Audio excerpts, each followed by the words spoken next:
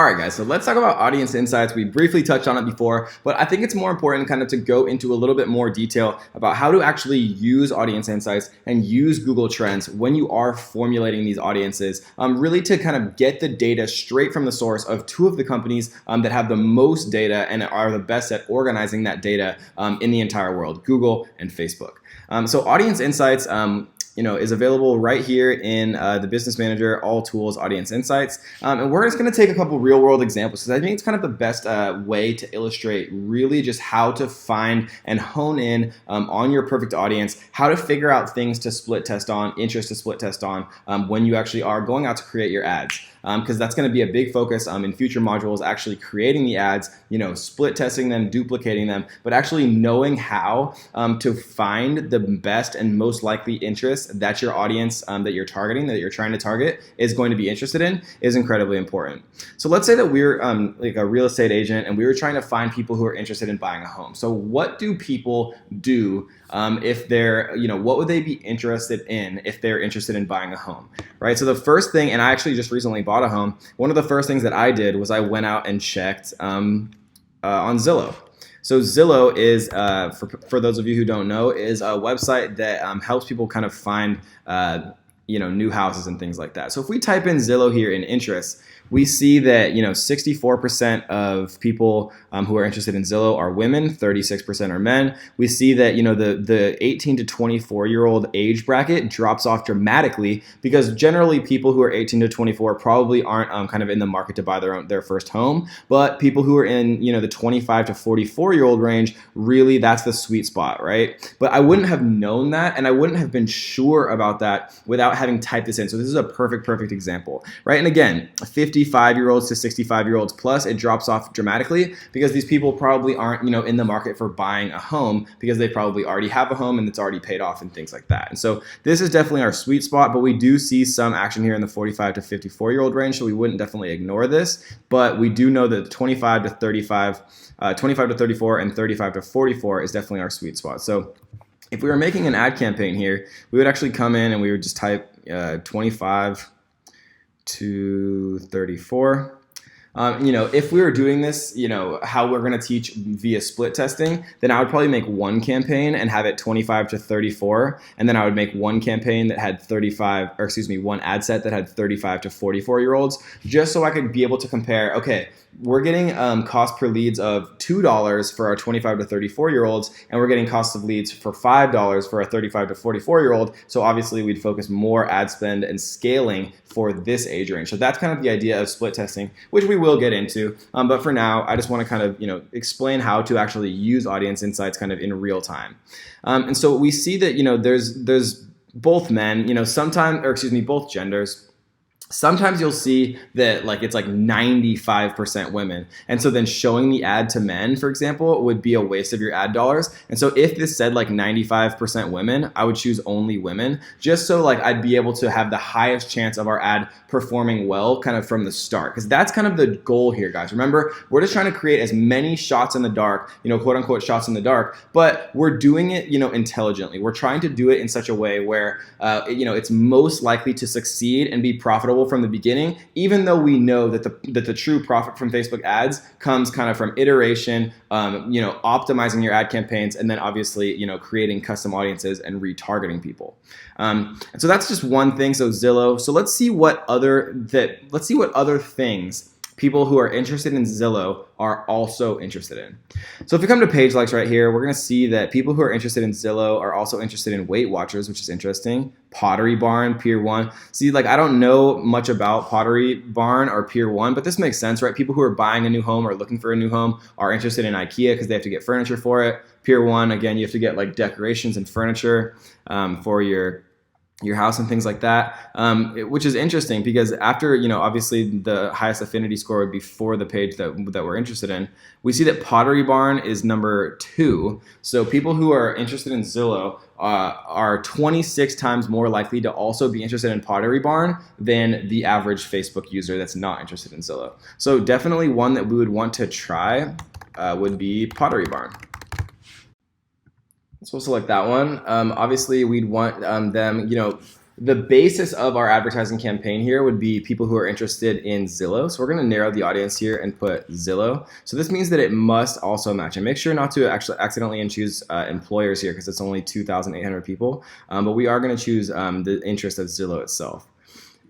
So we see that we have 3.3 million people who are interested in Zillow and also interested in Pottery Barn. So we're going to cut that down a little bit, and we're going to type in, or this is actually going to improve it or make it larger. So we're going to narrow further, and we're going to do home goods. So that cuts it down from 3.3 million down to 370,000, which is getting a little bit better. People always ask me, what's like the best potential reach or like audience size, and it really it depends on what your niche is, whether you're kind of doing cold traffic and things like that. I generally would say that anything under a potential reach of 300 to 500,000 is probably considered quote unquote small, even though that seems very large.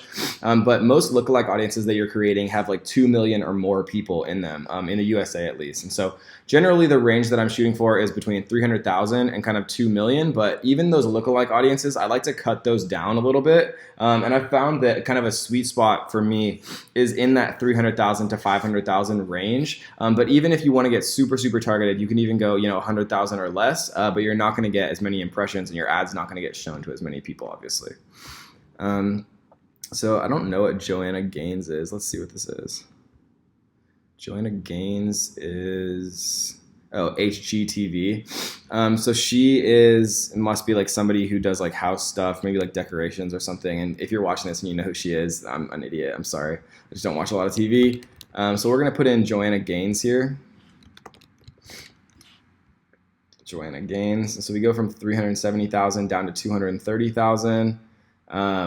So that's getting a little bit better, right? So we're just gonna leave that as it is. We're gonna do English as our language because I always just do English all because I create advertisements in English.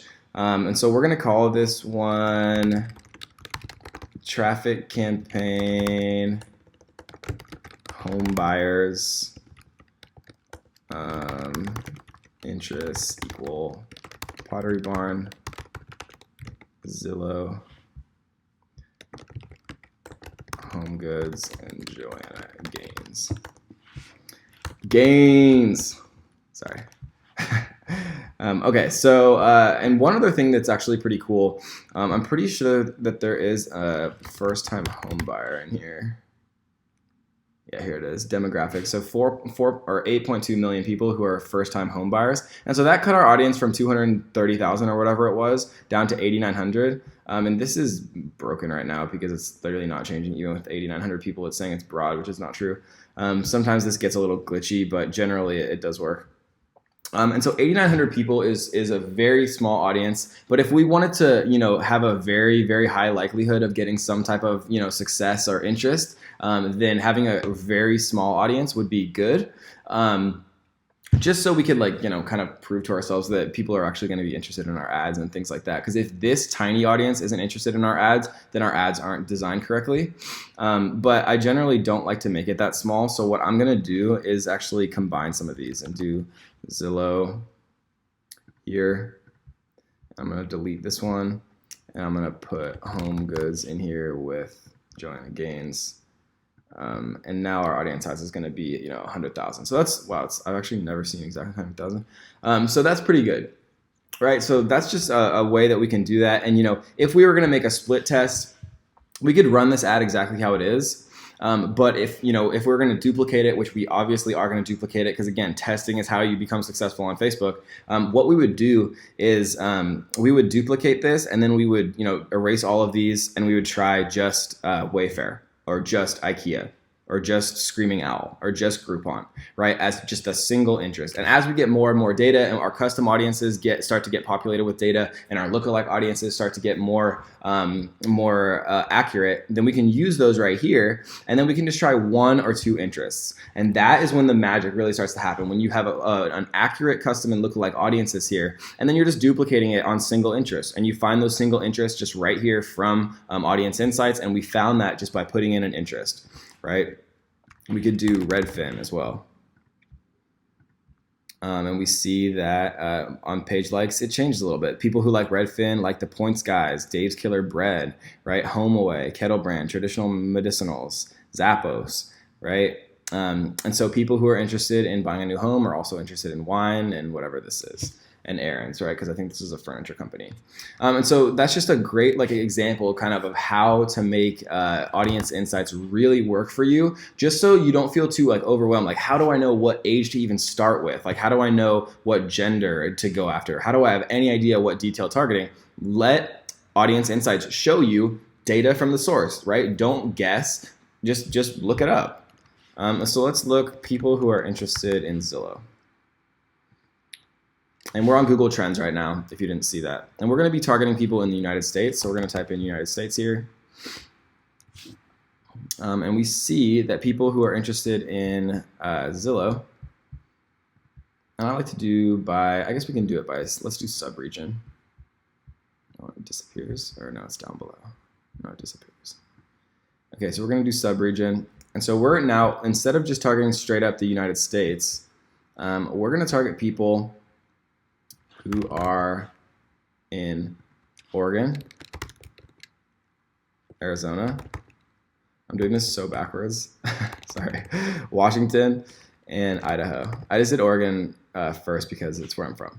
And so now, it went from 100,000 people down to 9,200, which is obviously, makes sense because we're targeting 5 states out of 50. And so, it's 1/10 of the amount of states, which means it's 1/10 of the potential reach. But these states have been shown to be, more likely being interested in Zillow. Another cool way that we can use Google Trends is people who are interested in Google, because Google Trends and Audience Insights kind of operate in different ways.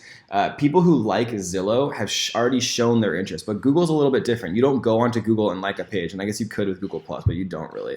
So we can do search terms like how to buy your first home, and we can do that search term, and we see that it's very seasonal here. But we can see that that's very popular in New York. Type in first-time home buyer. And now we can see that Delaware, Rhode Island, Maryland, Florida. And so, we could basically, guys, what I'm trying to prove is the possibilities are basically endless here. So if we typed in Zillow, if people are typing into Google Zillow because they're interested in finding Zillow, or they want to learn more about Zillow or get to the website Zillow, that means that they're interested in a home. But if they're typing in first-time home buyer, then maybe they're trying to learn about it, and you can tell that they're actually like interested in, becoming a first-time home buyer. So we could type in city here, and we can get even more specific, that maybe like we think that Jacksonville has a lot of first-time home buyers, and so we're actually targeting people that are in Jacksonville and who are also first-time home buyers, right? And I hope you guys are starting to get how powerful this is, utilizing and synchronizing Google Trends, because you're literally getting Google searches, Google search data aggregated in such a beautifully intuitive template here, and you're getting Facebook browsing history, and you're getting, these are factual things, data-driven decisions, so you can set up your ad campaigns right from the very start, guys. So I hope you enjoy that one, guys. And that was pretty much everything that you need to know from a basic level of how to kind of leverage the unbelievable power of Facebook and Google data using Audience Insights and Google Trends to create kind of a very educated guess of your initial targeting. Because again, guys, every advanced and amazing Facebook advertiser knows that I could create these campaigns and they could completely suck. But after my first campaigns, based on the data, based on the results of these campaigns, the results of these ads, then I would be able to know for sure what was working, what was not, scaling those, and then actually creating truly profitable campaigns once we have, that pixel data and lookalike audiences to work for. And we're going to show you exactly how to do that, guys. I'm very excited. So I hope you enjoyed this one, guys, and let's get to the next.